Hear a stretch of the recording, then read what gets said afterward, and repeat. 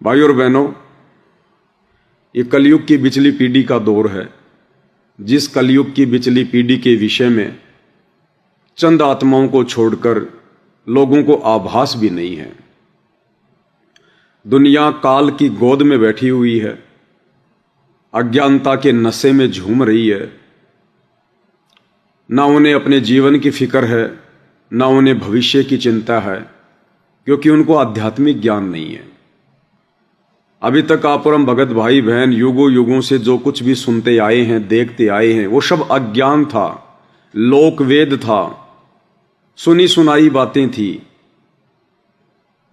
हमारे दादा परदादा जो भक्ति कर रहे थे वो हमारे बाप ने स्वीकार कर ली। हमारे बाप से हमने जो भक्ति क्रिया करते देखा उसको हमने पकड़ लिया। और अब यदि सतगुरु रामपाल जी परमेश्वर, ये भगवान, ये परमात्मा ना मिलते और यदि हमारी ज्ञान वाली आंखें ना खोलते, हमें तत्व ज्ञान से परिचित ना कराते, सृष्टि रचना का भेद ना बताते, सतलोक की जानकारी ना देते, तो आप और हमारी पीढ़ियां भी भाई और बहनों इसी प्रकार से काल का आहार बनती। तो इस विश्व की अरबों की जनसंख्या में केवल चंद आत्माएं हैं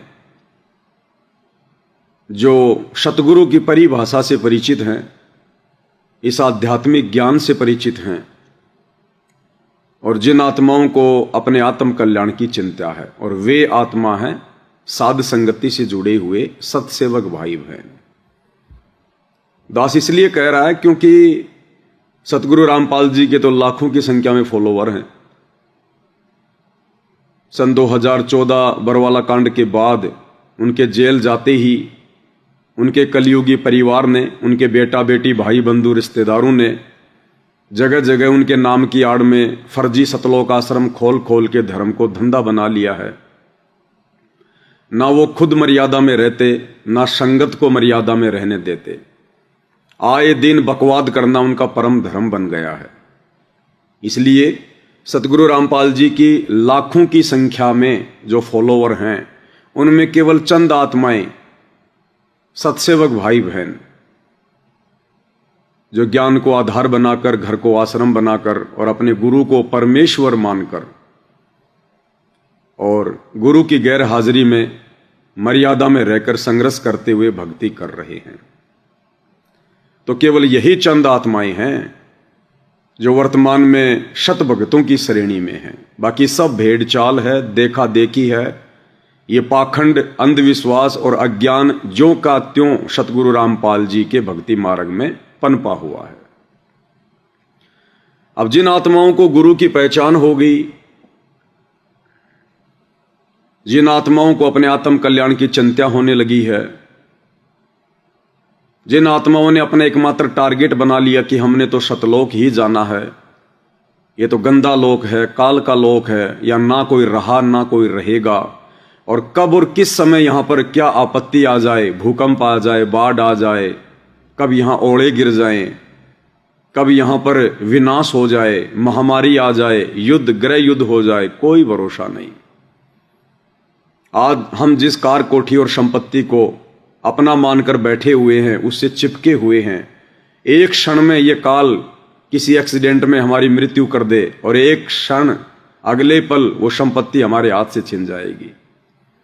तो जिस व्यर्थ की नासवान संपत्ति को, जो हमारे साथ भी नहीं जाएगी, हमने उसको जोड़ने में अपना पूरा जीवन बर्बाद कर दिया और तन मन धन से उसी के पीछे लगे हुए थे कि बस यहां तो बड़ी कार ले आओ, बड़ी कोठी बना लो, लड़का नौकरी लग जाए, बढ़िया सी जमीन हो, फार्म हाउस हो, बड़ा मकान हो, या कोई छोटा मोटा सरपंच विधायक एमएलए बन जाए, बस फिर तो कहना है क्या, सब कुछ मिल गया, लोग कहेंगे जीवन सफल हो गया। अब गुरुदेव भगवान ने आकर हमारी आंखों का मोतियाबिंद हटाया, हमें सच्चाई से रूबरू किया कि नालायको, ये तो तुम गुड्डे गुड्डी वाले खेल खेल रहे हो, गुड्डे गुड्डी वाले। जो असली धन तुमने इकट्ठा करना था, जोड़ना था, उसकी तो तुमने अभी ढंग से शुरुआत भी नहीं की। कबीरा सब जग निर्धना, धनवंता ना कोई, धनवंता सो जानिए जिसके पास राम नाम धन होय।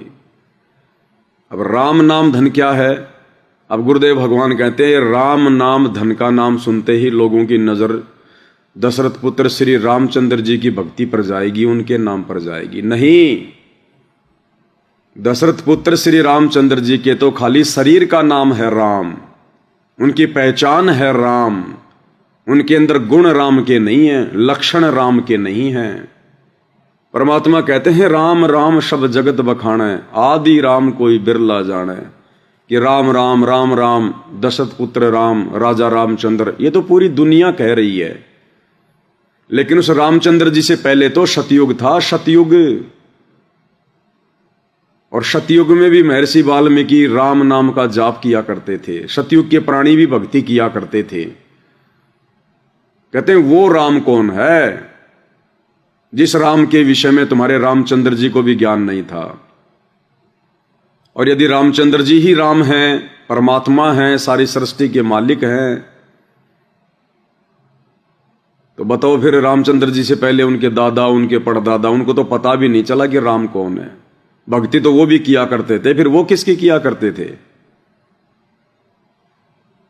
और अगर रामचंद्र जी की भक्ति करने से मुक्ति मिलती है, तो रामचंद्र जी के पिताजी ने तो कभी अपने बेटे की भक्ति की नहीं, रामचंद्र जी की माता ने तो कभी अपने बेटे की भक्ति की नहीं, रामचंद्र जी के तीनों भाइयों ने तो कभी अपने भाई की भक्ति की नहीं, सीता ने तो कभी रामचंद्र जी से नाम लिया ही नहीं, उपदेश लिया ही नहीं।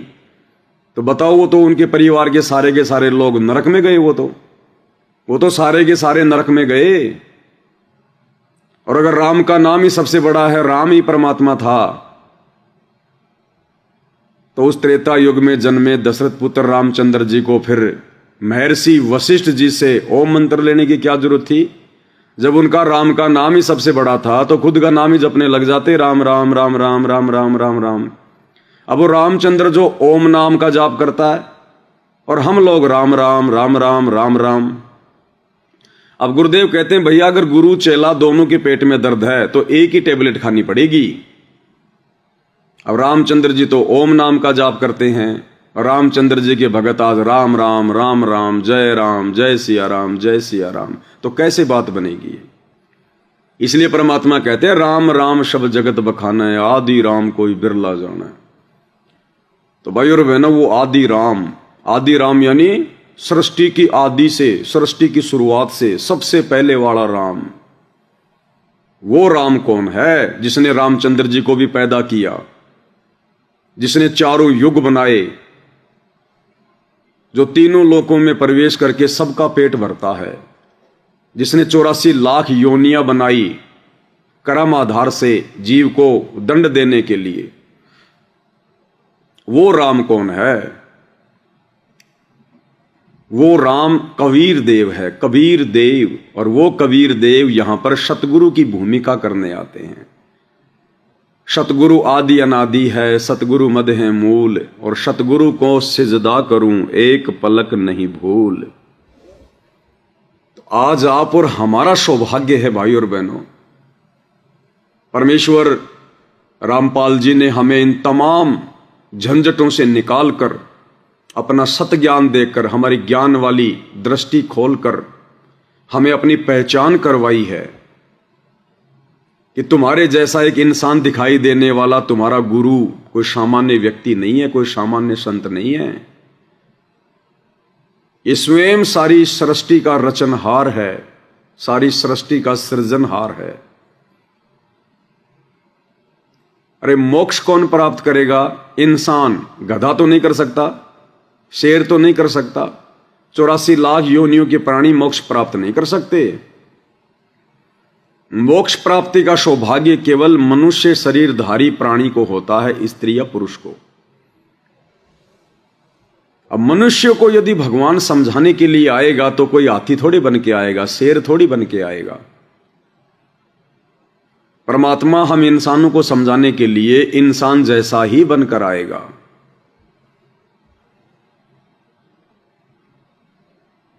बहुत सारे भाई बहन नादानी में कह देते हैं कि इंसान भगवान कैसे हो सकता है,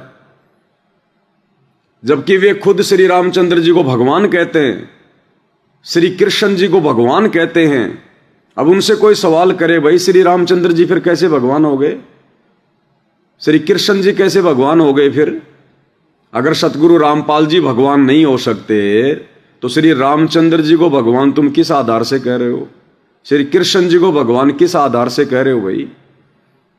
वो भी तो इंसानों के जैसे बन के आए थे, या कोई सींग लगा के आए थे, अलग से कोई आडंबर करके आए थे, कोई पाखंड करके आए थे? उनके कोई 4 सिर थे, उनके कोई 10 हाथ पैर थे। जब तुम्हारी नजरों में वो परमात्मा हो सकते हैं, भगवान हो सकते हैं, तो सतगुरु रामपाल जी को परमेश्वर का दर्जा देने में क्या हर्ज है? और वे तो हैं भी परमेश्वर, वे तो हैं ही परमात्मा। उनके अलावा तो कोई इन शब्दों को अपने ऊपर लागू करवाने का अधिकारी भी नहीं है। अधिकारी भी इंसान भगवान नहीं हो सकता। और ये लोग खुद एक श्लोक बोलते हैं दिन रात। इनके शंकराचार्य जी ने एक वाणी कही है, गुरुर ब्रह्मा गुरुर विष्णु गुरुर्देव महेश्वर गुरुर साक्षात परब्रह्म तस्मै श्री गुरुवे नमः। गुरुर साक्षात परब्रह्म, एक ब्रह्म, ब्रह्म यानी ये काल, और एक होता है परब्रह्म यानी इस ब्रह्म से ऊपर वाला भगवान अक्षर पुरुष, और एक होता है परब्रह्म सबसे ऊपर वाला भगवान, इन दोनों से बड़ा भगवान। तो कहते हैं गुरु साक्षात परब्रह्म। तो गुरु कैसा होता है भाई? हाथी जैसा होता है, शेर जैसा होता है, जिराफ जैसा होता है, गेंडे जैसा होता है। हाथी कैसा? गुरु कैसा होता है? बोलो गुरु तो इंसान ही होता है। मतलब इंसान बना गुरु। और फिर गुरु के बारे में आप ही के शंकराचार्य कह रहे हैं कि गुरुर साक्षात परब्रह्म, यानी गुरु ही साक्षात परमात्मा होता है। और फिर भी कहते हैं कि भगवान इंसान नहीं हो सकता। तो भाई और बहनों, इस काल ने हमारी ज्ञान वाली आंखें बंद कर रखी हैं। ये आंखें सतगुरु स्वयं धरती पर आकर खोलते हैं। और आप और हम चंद आत्माओं का सौभाग्य, साध संगति से जुड़े हुए भाई बहनों का, कि परमेश्वर जी ने आकर हमारी आंखें खोल दी। दुनिया के लिए एक अनसुलझी पहेली बन चुके इन वेदों को, गीता को, शास्त्रों को गुरुदेव ने हमारे लिए पहली कक्षा की पुस्तकें बना दी। इसलिए भाई और बहनों, वर्तमान में जो सोच, जो विचार अध्यात्म को लेकर, जो ज्ञान शास्त्रों को लेकर आप और हम चंद आत्माओं को हो चुका है, वो ज्ञान सतगुरु रामपाल जी परमेश्वर जी की 90% सतलोक आश्रमों से जुड़ी हुई नादान संगत को भी नहीं है। बाकी दुनिया वालों की तो फिर हम बात ही क्या करें। इसलिए भाई और बहनों, जिन जिन आत्माओं को गुरुदेव भगवान सतलोक के लिए अधिकारी बनाते जा रहे हैं और साध संगति से जोड़कर परमेश्वर उनकी ट्रेनिंग पूरी करवा रहे हैं, जो आत्मा गुरुदेव भगवान के पैमाने पर साध संगति से जुड़कर भी खरी नहीं उतरेगी, उन आत्माओं को परमेश्वर अंत में रिजेक्ट कर देंगे। तो साध संगति सतलोक के लिए परमेश्वर रामपाल जी का ट्रेनिंग सेंटर है। और परमात्मा चाहते हैं कि ये आत्माएं हर प्रकार से ज्ञान को आधार बनाकर दृढ़ हो जाएं। इन्हें ना कोई इस पृथ्वी पर ठग सके, भ्रमित कर सके, और ना ही जब ये आत्माएं स्थूल शरीर छोड़कर सूक्ष्म शरीर में त्रिकुटी की यात्रा करेंगी, ना उस समय इनको यम के दूत भ्रमित कर पाएं और ना स्वयं यम भ्रमित कर पाए। इसके लिए परमेश्वर जी ने यहां आकर अपने मुख कमल से ये अनमोल तत्व ज्ञान देना पड़ता है। इस सृष्टि का भेद खोलना पड़ता है। साहिब ने भेद दिया सब खोल, अपनी सतलोक रजधानी का। और उसके बाद भाई और बहनों, परमेश्वर अपनी तरफ से पूरा ज्ञान दे देते हैं, अपने सत्संग दे देते हैं। उसके बाद में परमेश्वर कुछ टुकड़े अपने बच्चों की तरफ भी फेंक देते हैं। जैसे व्यक्ति खाना खाने बैठता है तो एक आध टुकड़ा वहां पर बैठे हुए किसी जानवर को भी डाल देता है, कुत्ते को भी डाल देता है। तो हम सतगुरु के कुत्ते हैं और मालिक अपने कुत्तों को कुछ एक टुकड़े डाल देता है उनका पेट भरने के लिए। अब आध्यात्मिक स्तर पर भाई और बहनों, पेट भरने का मतलब है आत्मा की खुराक। और परमेश्वर ने यह भी चेक करना होता है कि मेरे द्वारा दिए गए सतज्ञान को ये आत्माएं कितना समझ पाई हैं। कितना उस पर ये चिंतन कर पाती हैं, कितना अपने जीवन में उन वाणियों को, उन बातों को, सत्संगों को अमल कर पाती हैं। तो परमात्मा फिर एक छोटी सी रिहर्सल करते हैं और सन 2014 बरवाला कांड के बाद से आप और हम सभी भगत भाई बहनों की ये परमेश्वर की तरफ से रिहर्सल चल रही है। और इस रिहर्सल में साध संगति से जुड़े हुए भाई बहन निरंतर अपने परमेश्वर को प्रसन्न करने की दिशा में आगे बढ़ रहे हैं। और परमात्मा चाहते हैं कि साध संगति के माध्यम से कुछ ऐसे भेद खुलें, कुछ ऐसी जानकारियां संगत के सामने प्रकट हों जिससे इन आत्माओं का विश्वास और ऊपर बढ़े। क्योंकि परमेश्वर कहते हैं साध संगति से भेद जो पाया, सतगुरु रामपाल जी परमेश्वर जी ने सफल बनाया। साध संगति का मतलब भाई और बहनों, वर्तमान में कुछ एक नादान भक्तों ने केवल यही सोच के ले लिया कि साध संगति मतलब ये सत्सेवक भाई बहन जो पवन दास के साथ में साध संगति से जुड़े हुए हैं, ये हैं साध संगति, इनको कहते हैं। नहीं, ये साध संगति तो नकली संतों की संगत में भी है। साध कौन है? आप और हम हैं साध। परमेश्वर ने भगत को साध कहा है। अरे वे तो परमेश्वर हैं। भगवान रामपाल जी तो परमेश्वर हैं, परमात्मा हैं, कबीर देव हैं। साध की तो केवल वे भूमिका करते हैं, वे असल में साध नहीं है। परमेश्वर की एक वाणी है कि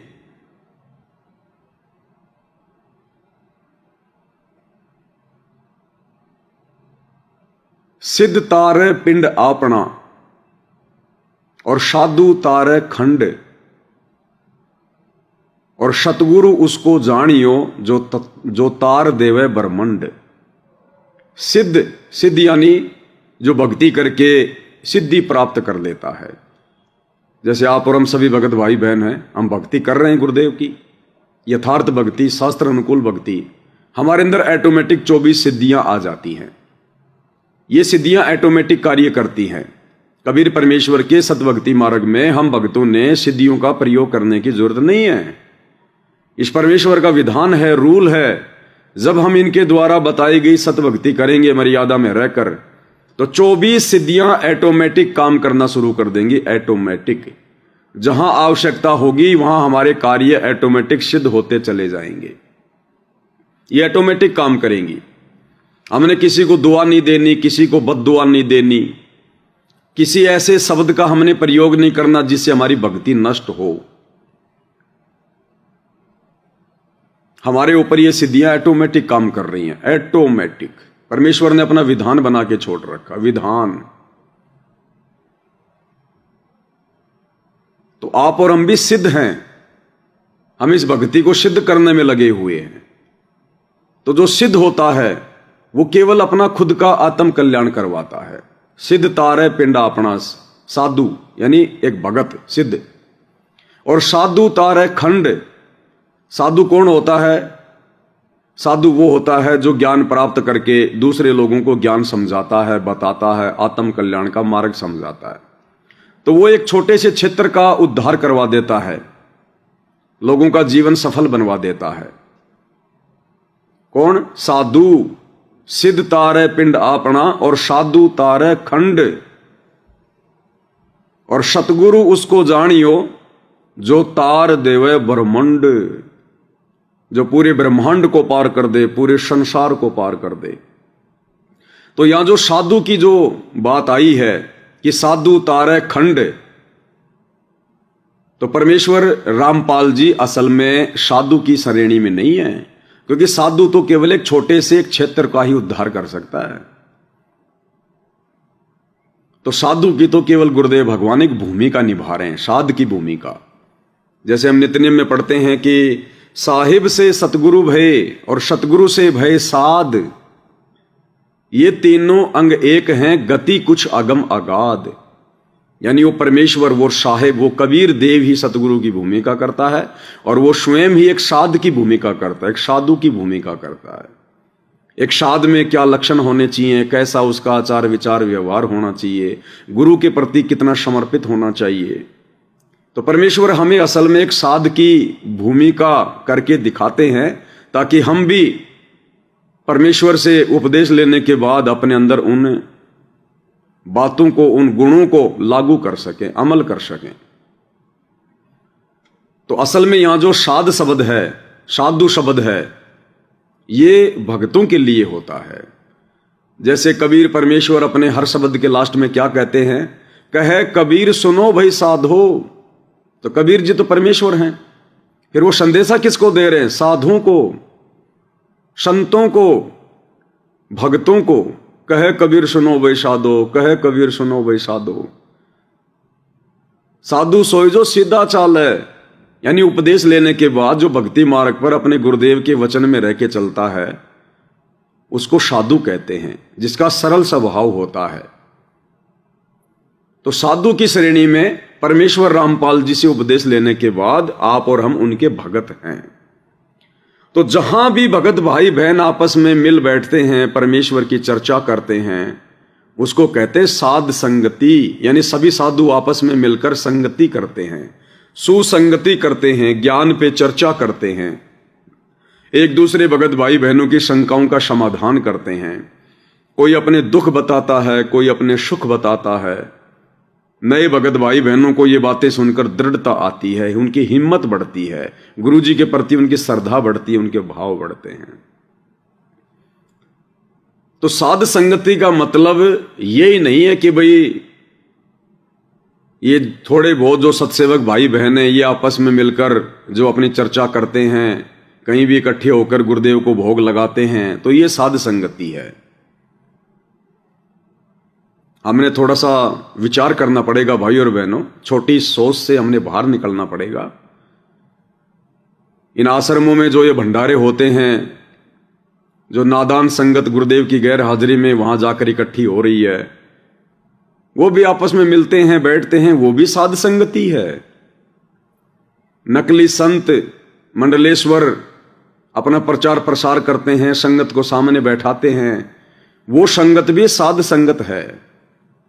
साध संगत कोई अलग चीज नहीं है। तो जो दया, जो विशेष मेहर परमेश्वर रामपाल जी की वर्तमान में साध संगति से जुड़े हुए हम चंद सत्सेवक भाई बहनों के ऊपर हुई है, वो रजा भाई और बहनों 21 ब्रह्मांड में किसी पर नहीं है। 21 ब्रह्मांड में। अब दूसरी शक्ति है यहां पर काल। अब उसको भी चिंता बनेगी फिर, क्योंकि उसका तो भोजन ही हम लोग हैं। मानव शरीरधारी प्राणी ही उसका भोजन है।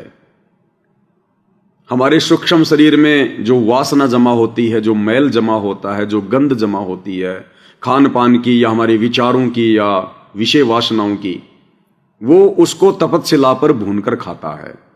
तो वो भी इतनी आसानी से साथ संगतियों को सफल नहीं होने देगा, यानी भक्तों को ज्ञान पर नहीं चलने देगा, मर्यादाओं में नहीं रहने देगा। इसके लिए भाई और बहनों परमेश्वर से ये थोड़ा बहुत ये टुकड़ा हम भगत भाई बहनों को डाल देते हैं कि भाई हमने तो जो ज्ञान देना था वो दे दिया। अब उसके बाद भगत भाई आपस में मिलकर बैठें, चर्चा करें, भगत मिलन हो, साध संगति हो और अपने परमेश्वर जी के द्वारा दिए गए सत्संगों पर चर्चा करें, विचार विमर्श करें, मंथन करें और दृढ़ता प्रदान करें और प्राप्त करें। तो अब परमेश्वर चाहते हैं कि जो जो आत्माएं सतलोक के लिए अधिकारी होती जा रही हैं, उन आत्माओं को साध संगति से जोड़कर और ज्यादा दृढ़ किया जाए।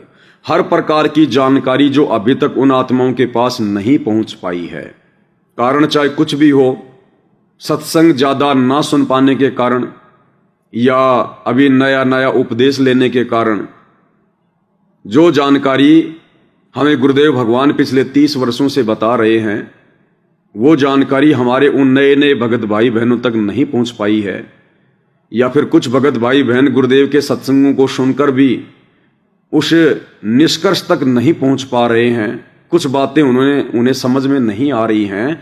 उन सभी बातों को समझने और समझाने के लिए परमात्मा भगत मिलन समारोह रखवाते हैं, भक्तों को एक जगह एकत्रित होने का आदेश देते हैं कि सत्संग में बूटे साधु, एक से एक अगाधु, नर उनकी शरणा लाग, जिनकी झुकी तड़े न डाली।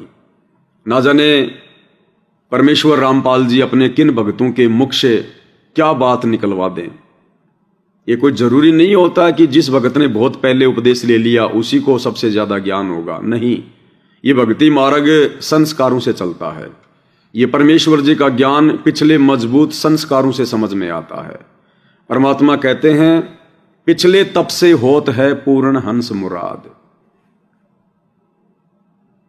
तो यहां ना किसी का कोई जूनियर होता है, ना किसी का कोई सीनियर होता है, और ना किसी ने अपने आप को छोटा समझना चाहिए कि मैंने तो अभी भी नया नाम लिया है, और ना किसी बहुत समय पहले उपदेश ले चुके भगत ने अपने आप को बड़ा भगत मानना चाहिए। हम सब एक ही कैटेगरी के हैं। हमारा मालिक एक ही है, हमारा सरदार एक ही है, परमेश्वर रामपाल जी। बाकी हम सब उनके बच्चे हैं, हम उनके जो है दास और दासियां हैं। यहां कोई कैटेगरी नहीं होती है भक्ति मार्ग में। ये सीनियरिटी और ये जूनियरिटी ये सत भक्ति मार्ग में नहीं चलती है। तो भाई और बहनों, परमेश्वर चाहते हैं कि हम हर प्रकार की कमजोरियों को दूर कर लें।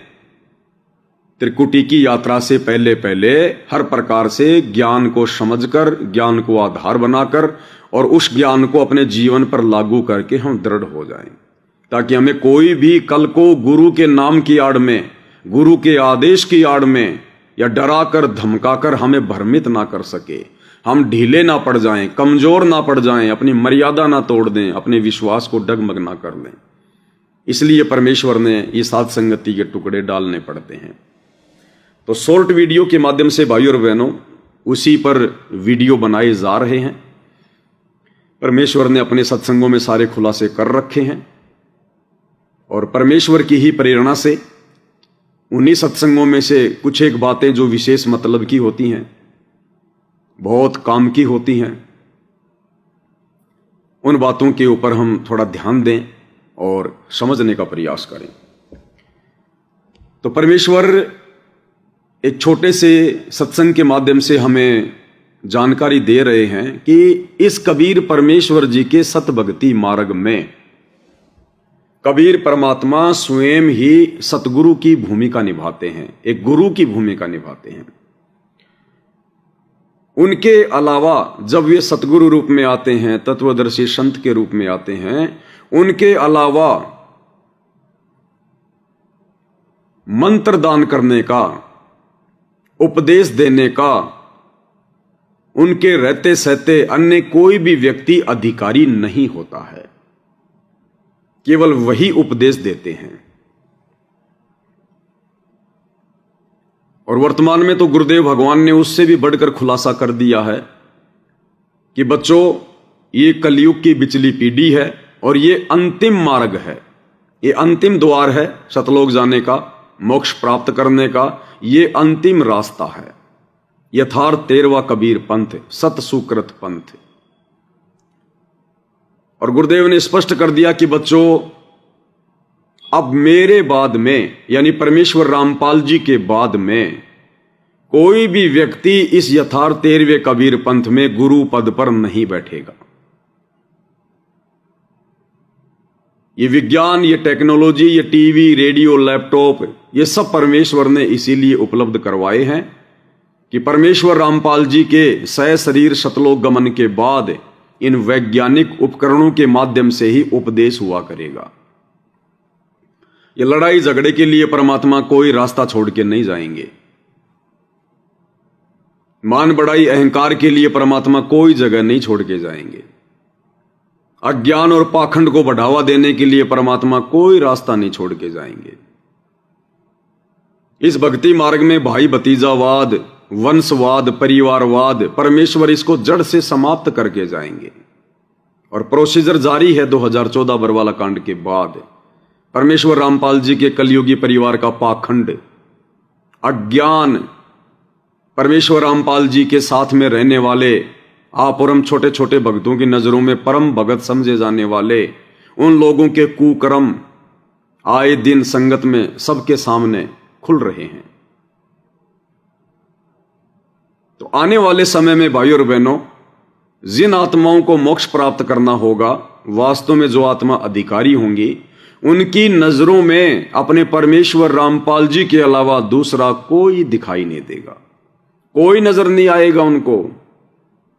आज जिस प्रकार से बेचारी नादान संगत ज्ञान के अभाव में, अब ज्ञान तो गुरुदेव ने पूरा दे दिया लेकिन संगत उसको आत्मसात नहीं कर पा रही है, संगत समझ नहीं पा रही है।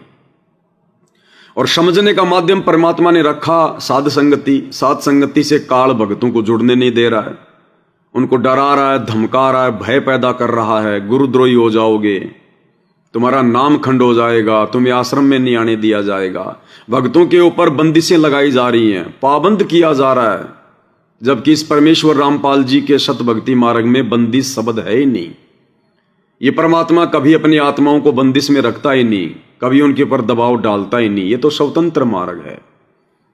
अगर इस मार्ग में बंदिश होती तो विचार करो भाई और बहनों, जब हम सभी भाई बहन सतलोक में थे, मजे से रह रहे थे, और अपनी नादानी के कारण जब हम उस काल के ऊपर आसक्त हुए, काल के बहकाव में आए, उसके साथ यहां नीचे आने की सोचने लगे, तो परमेश्वर ने हमें किस कदर सावधान किया, कितनी आकाशवाणियां की कि बच्चों मत देखो इस नादान की नादानी को, तुम्हें किस चीज का अभाव है, किस वस्तु की कमी है, और चाहिए तो और ले लो, तुम्हारा बाप सृष्टि का शेठ है।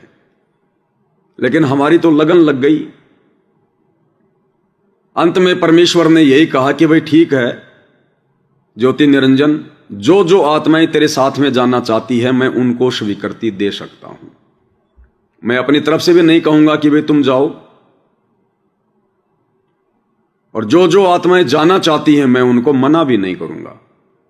कहने का मतलब है परमेश्वर ने सतलोक में हमें कोई दबाव नहीं दिया।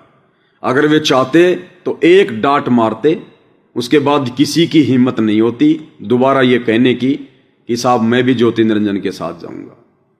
लेकिन परमेश्वर ने वहां पर आत्मा को स्वतंत्र रखा हुआ है। आत्मा की भी एक इच्छा होती है। तो आज धरती पर वही तो कबीर देव है, परमेश्वर रामपाल जी, और कौन है? किसी मां के गर्भ से जन्म लेकर जेर में लिपट कर आए हुए आप और हमारी तरह कोई आम भगत, आम इंसान, आम व्यक्ति थोड़ी है। ये स्वयं परमेश्वर हैं, परमात्मा हैं। तो आज इनके नियम कैसे चेंज हो जाएंगे? आज परमेश्वर के गुणों में, लक्षणों में बदलाव आएगा क्या? किसी भी देश काल और परिस्थिति में सतगुरु के गुणों में, लक्षणों में बदलाव नहीं आता है। तो भला आज कैसे गुरुदेव भगवान ये कहेंगे कि भाई आप किसी की वीडियो मत देखो? अरे जिस परमेश्वर रामपाल जी ने आप और हमें दृढ़ करने के लिए दुनिया भर के संतों के सत्संग सुनाए, दुनिया भर के सत्संगों की, संतों की वो पुस्तकें पढ़ाई, अगर आज हमें गुरुदेव भगवान दूसरे लोगों की पुस्तकें, सीडी, डीवीडी, उनके सत्संग, उनके वीडियो नहीं दिखाते, तो भाई और बहनों आज हम कैसे निर्णय कर पाते कि असली संत कौन है और नकली संत कौन है? और गुरुदेव भगवान भी कहते हैं कि बच्चों जब तक तुम दूसरे के पैकेट में रखे हुए माल को नहीं देखोगे, तुम असली नकली का तुम कैसे निबेरा करोगे? तो आज गुरुदेव भगवान कैसे मना कर देंगे कि भैया पवन दास की वीडियो मत देखो? परमेश्वर तो ये कहेंगे कि बच्चों मैंने क्या कमी छोड़ दी तुम्हें ज्ञान देने में, तुम्हें समझाने में, सबूत देने में। अब तुम स्वयं निर्णय कर लो देखकर कि कौन सच्चा है, कौन झूठा है, कौन सही है, कौन गलत है। हमें परमेश्वर बंदिश में नहीं रखेंगे, आंखें बंद करने के लिए नहीं कहेंगे। परमात्मा परमेश्वर ने हमें वो मसाला दे दिया है, हमें वो तत्व ज्ञान दे दिया है, वो मेजरमेंट दे दिया है। हम इस तत्व ज्ञान रूपी टॉर्च की रोशनी में नीर खीर का निबेरा कर सकते हैं।